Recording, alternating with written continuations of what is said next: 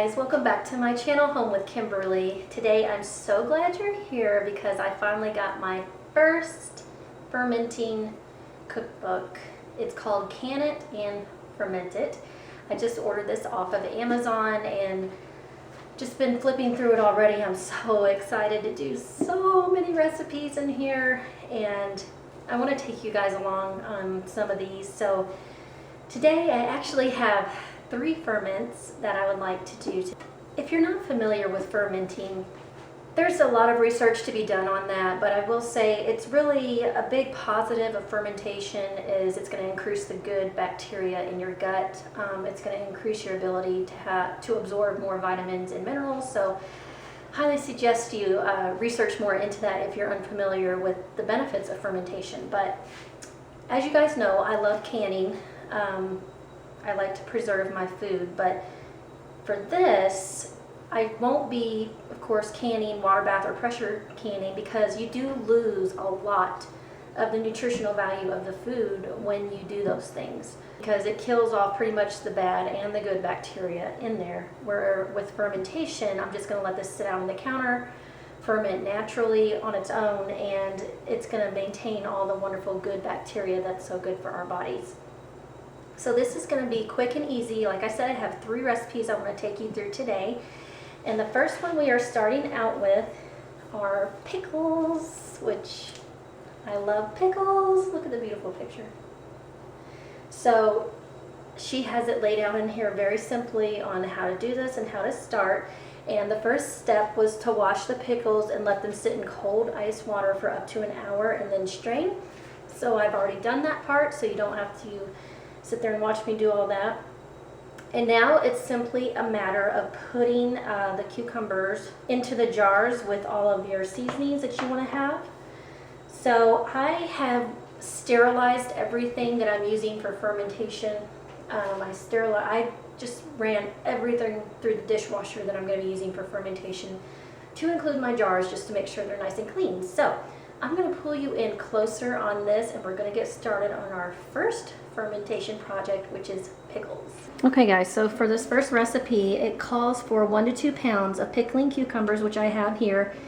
And thankfully, I found these at Walmart in a package because I've had a hard time finding like farmers markets and things like that with fresh foods like this. So found these at Walmart. So 1 to 2 pounds, and it's supposed to make, it says 1 or 2 quarts if using the Mason style jars, which I am, and of course I have the wide mouth. So we don't have to peel these or chop these up or anything, which is awesome. So literally I'm just going to start putting the cucumbers down into my Mason jars first, and I'm sure I'm going to have to, yeah, I'm definitely going to have to use 2 Mason jars.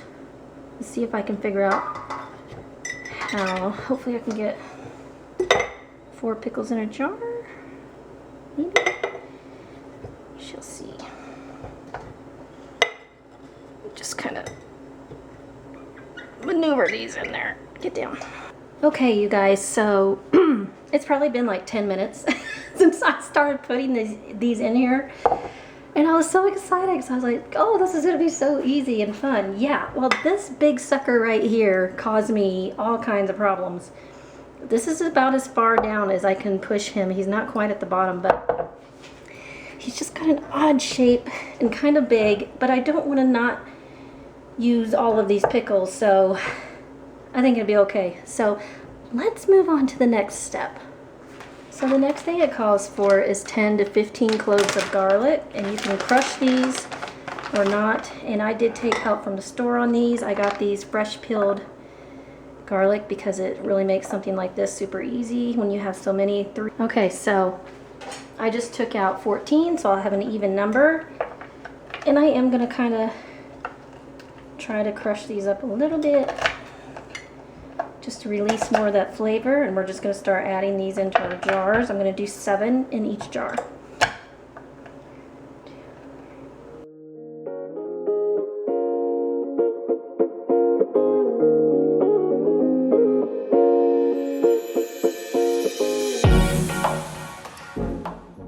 Okay, so the next item it calls for is either dill seeds or fresh dill sprigs, 1 to 2. in each. So that's, I have the fresh, so I'm gonna tuck a couple or so of these down in each one. Okay, so the next thing it calls for is a tablespoon of mustard seeds. So I'm gonna put about, estimate what I think is about a half a tablespoon in each jar.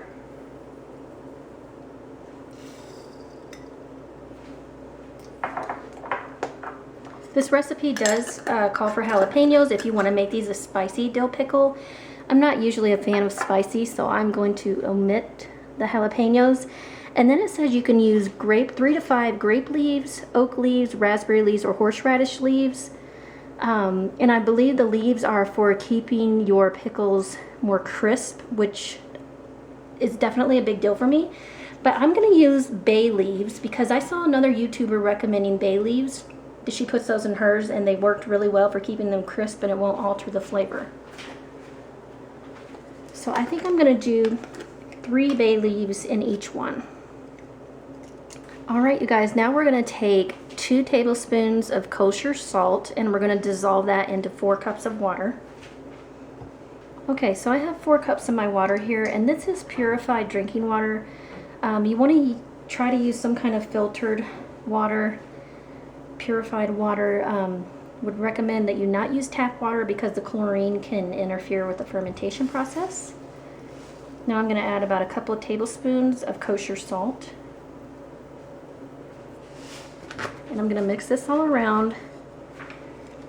Try to get this to dissolve. And then we're going to pour it over our pickles, and we need them to be covered. So I'll bring you back once I start doing that. Okay, I think my brine is ready to go, and that's what this is. Just salt and water makes up your brine, and this is what's going to help everything ferment. So we're going to pour this down.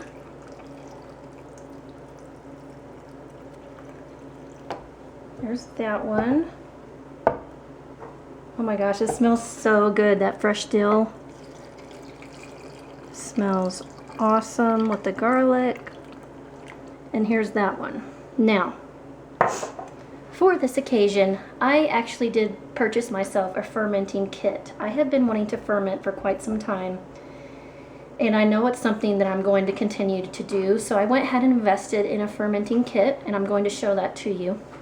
So with the kit that I bought, it came with these airlock type screw-on lids, and this is for the wide mouth, and it has like this, I think, tiny little pinhole up top, so it will naturally help to release the gases for you, because when you ferment, carbon dioxide will start to build up, and if you don't have something like this, that's fine, you can still do it, but there's a process you have to go through. It's called burping.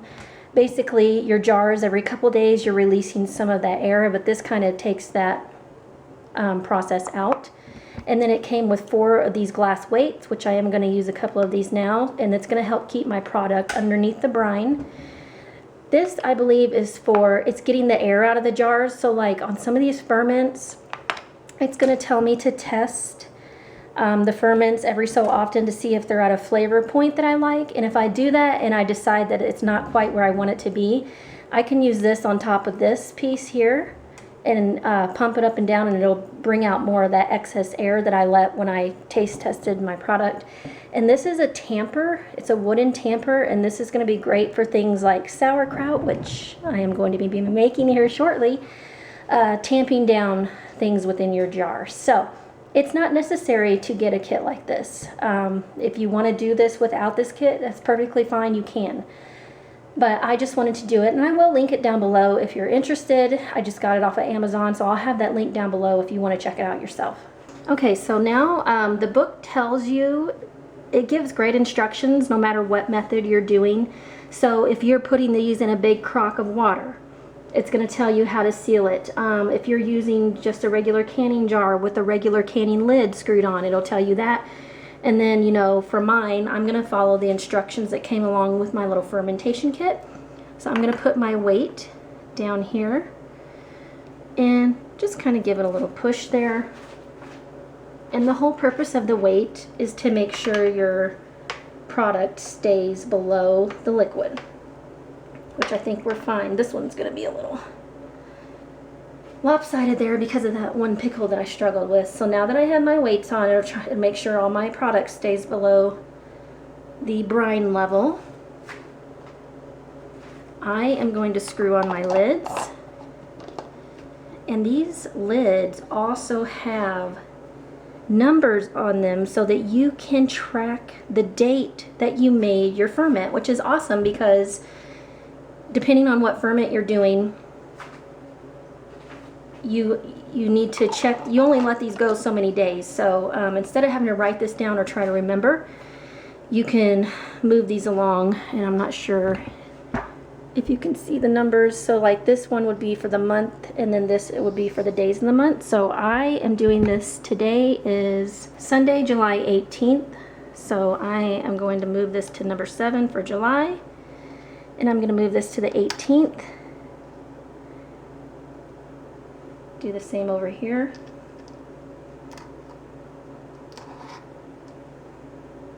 And perfect. And you guys, these are done. I mean, how quick and easy was that? Look how beautiful these are. Absolutely gorgeous. So what we're going to do is let these sit. Now they have to actually ferment. You need to keep them in a cool place. It says optimally between 60 and 75 degrees out of direct sunlight. And for these pickles, now these need to ferment anywhere from 14 to 30 days. This is a longer ferment. And it says in here the reason for that is there's a lot of variables to consider on this particular recipe, especially the temperature. So if your space is warmer, wherever you're at, these will be done sooner. If it's cooler, it's going to take them longer. My little fermenting book that comes with this says that you can give these a little squeeze up top too to help it release some of the carbon dioxide. So I'll probably do that every so often. And I think I will try this after the 14 days and see what I think. So this is our very first fermentation project. So easy, so fast to come together. Our beautiful dill pickles, and now we're gonna move on to the next. Okay, you guys, this next recipe is even simpler than the dill pickles. This is cherry tomatoes with garlic and fresh basil. And look at these tomatoes. Aren't they beautiful? I got a little tomato medley. I've washed these off. Oh my gosh, these will be perfect in a caprese salad. Oh, I can't wait. So all we have to do with this, it calls for 2 tablespoons of chopped garlic. So I'm going to put that right into the bottom of my jar. This recipe also calls for 5 fresh basil leaves, and oh my gosh, I went to 3 different grocery stores and nobody had fresh basil. So I don't know what's going on with that. Why everybody wants the basil. Is there a basil shortage? I hope not. But I ended up getting this little container right here. It's lightly dried. So I thought that would be better than fully dried.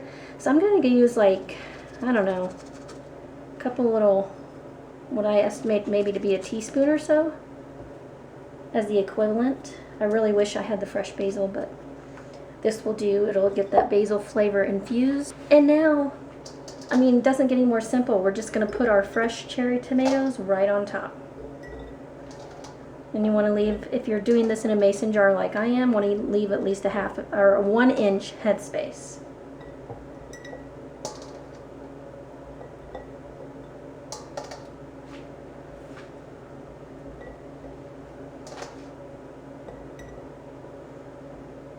This is gorgeous. Look at that. And of course, at this point, we are going to add our brine. And we just need 2 cups of water.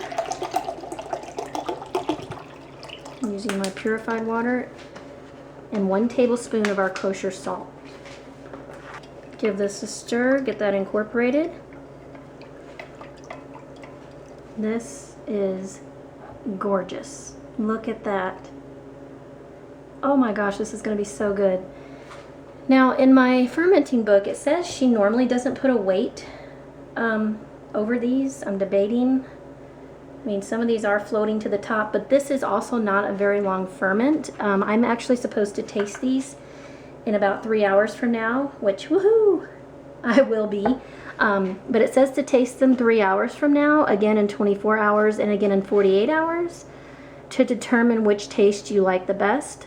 And you only have to ferment this one for up to 3 days. And then once it's done, we'll store it in the refrigerator. So I can't wait. So I'm going to mark the time. It's about 2 o'clock my time. At 5 o'clock, I'm going to give these a taste and see how they are. So I'm going to put my lid on. I did not put a weight on. She said she didn't put a weight, so I guess I won't put a weight. I'm going to mark the date on here. Cherry tomatoes are done. Isn't that lovely? Right, everybody, the last ferment that we are going to do today is for sauerkraut, which is probably one of the most well-known popular ferments to do.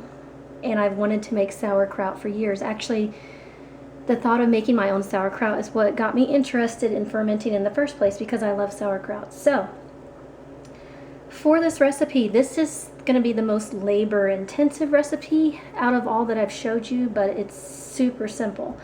All you need is your lettuce. So I did buy a couple of heads of organic lettuce, and I removed the outer leaves and I washed them.